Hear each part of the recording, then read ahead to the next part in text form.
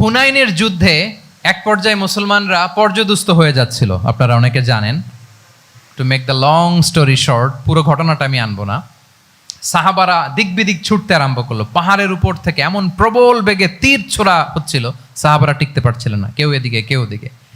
রাসূল সাল্লাল্লাহু আলাইহি ওয়াসাল্লাম এই তীর তলোয়ারকে উপেক্ষা করে সামনে যেয়ে দাঁড়ালেন ঢালের মতো, আর বললেন, আনা নবিয়্যুল লা কাযিব আনা ইবনু আব্দুল মুত্তালিব। এই সাহাবারা, আনা নবিয়্যুল লা কাযিব, আমি সত্য নবী, আমার দিকে ফেরো। I'm the grandson of Abdul Muttalib, আমি দাঁড়িয়ে আছি, ফেরো।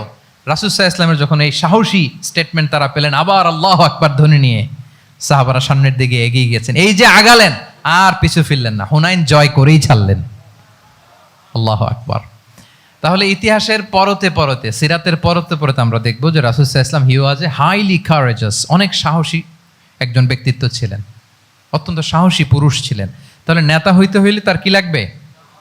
সাহসিকতা লাগবে, তার তো লিড দিতে হবে ফ্রন্ট লাইন থেকে।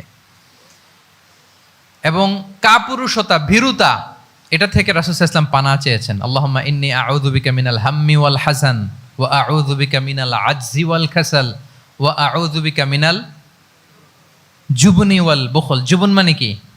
ভীরুতা, কাপুরুষতা। হে আল্লাহ, আমি ভীরুতা থেকে, কাপুরুষতা থেকে পানাহা চাই।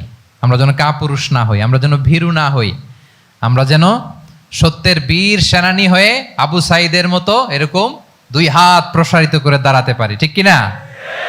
এই যে কারেজাস আবু সাঈদ, হ্যাঁ, he is the icon of courage of Bangladesh. কি বলেন? এই যে বুক টান টান করে যে হাত দুইটা প্রসারিত করে দাঁড়ালো, আল্লাহু আকবার। গোটা বিশ্ব এখন তাকে আইকনিক ফিগার হিসেবে মেনে নিস। কি বলেন?